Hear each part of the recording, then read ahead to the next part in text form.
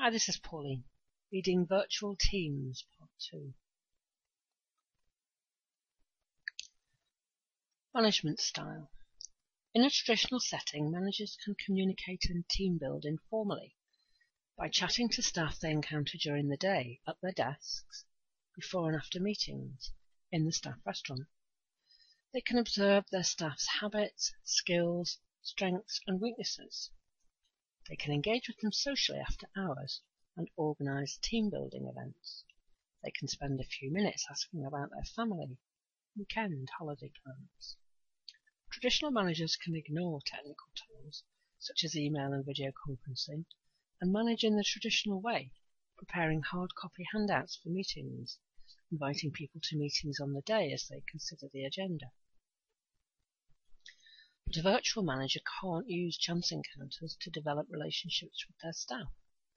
They must be much more tech-savvy and more organised.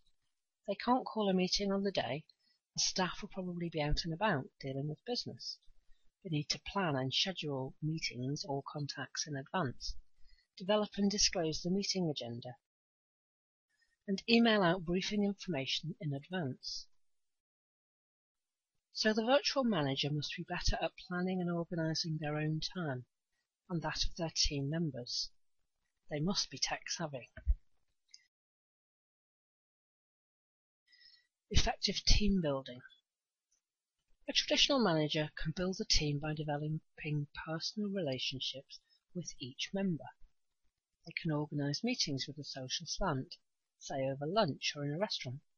They can organise social events and get-togethers, even including partners and family on occasion. In a virtual team, this is much more difficult because the team members may not be known to each other. Their past achievements, experience and strengths are not known, nor are their agendas, priorities and role. This will be particularly true if the team is a temporary one, established for a project, or a cross-functional one. It is useful to get people together occasionally if possible, so that people can put a name to a face and develop peer-to-peer relationships. There are ways to do this virtually. Managers can arrange a virtual space to allow staff to interact informally. Each team member could be encouraged to develop a bio, explaining their background and skills, particular strengths or relevant experience. Include some personal information and a photo to encourage team-building chat about family and holidays. And this can help team members feel less isolated and enable some collaboration. Productivity will probably improve as issues are tackled collaboratively and ideas pooled. It should also ensure an us and them attitude does not develop, as it should enable a better mutual understanding. Managers might be well advised to monitor the site for feedback and tackle any issues that come up. Build trust and effective communication. A large part of the manager's job is to build trust between themselves and the team member, between the individual team members, across different locations, between the teams and head office management team. They are the bridge that links all the parts together. They need to define the key communications contacts, minimize isolation, build effectiveness and productivity, and celebrate team success and individual success.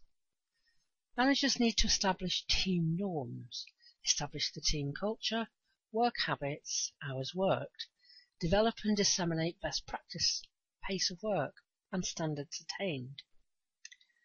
Support struggling team members. Remember, communication is key. It is an important part of the manager's role to support team members who are struggling. Maybe they're new to the team or have just hit a difficult patch or have developed some bad habits. It is vital to keep communication lines open with them.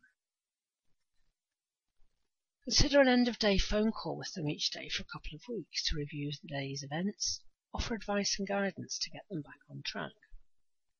Another effective tool can be end-of-week reports where necessary, to get a detailed outline of what they've done that week, guide them where they've gone wrong or could perhaps improve. A weekly conference call can be useful to keep everyone in the loop and update the team on progress and maintain contact between everyone. Business process effectiveness. Manager will need to devote time and expertise to coordinating the work of a virtual team, ensuring consistency of output in terms of quality, timing, reporting and outputs. Project tracking is a key skill here. Team member effectiveness. In a virtual team, there may be issues such as whose budget does the team member's time come from? How much time should you expect from them? Are your priorities their priorities? Can someone else demand team members' time and attention? In this instance, it's important to clearly define expectations and processes, schedule formal and informal meetings, define reporting requirements, document management processes, quality standards, and outputs workflow. Utilizing global time differences. Virtual teams can be used to take advantage of time difference if some validation activity is required during a process. For example, if copy needs to be proofread or a piece of software tested, it can be sent to another time zone to be proofed or tested while the writer is asleep, and the results will be ready for them to review when they return to work the following day. This can also be effective for a process with several steps involved. Technology standards. As almost all communication will be via technology, it will be crucial to ensure all technologies used are compatible. If one team in London is using a different operating system or media editing tool from their counterparts in New York, there will be trouble ahead. In the same way, the manager will need to establish consistent naming conventions, documentation, reporting, scheduling, and tracking, and ensure strict version control is in place. There are many forms of technology that will support a virtual team manager. Make use of several or all to achieve effective communication and team building. Text, mobile calls, video conferencing, instant messaging, web meetings, web-based phone calls, emails, Twitter, and blogs. Understand local business practices and laws. Be aware of the business practices in areas where you have teams. Some regions do not enforce intellectual property law, copyright law, or non-disclosure agreements. Legislation around employment law and redundancy payments varies enormously. This may cause you to take a different view on staffing in other regions. Top tips. In summary, some top tips. Plan and organize. You need to utilize your own time and your staff's to make every moment effective. Prepare for meetings. Publish the agenda in advance. Invite people in good time. Have regard for their scheduling. Set expectations. Define who, what, when, where, how. Define deadlines, outputs, qualities, responsibilities. Communicate clearly. Offer a consistent vision to the team.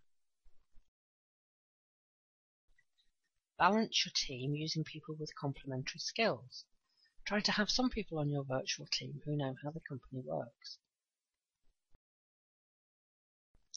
Build your team by providing a forum with pictures and bios and allow interaction between members. Schedule informal time. Always find a moment to ask after them and their family, their interests. Try to hold team building events even if they're online. Support any members of your team who are underperforming. This is an important part of the manager's role. Establish regular communication with them.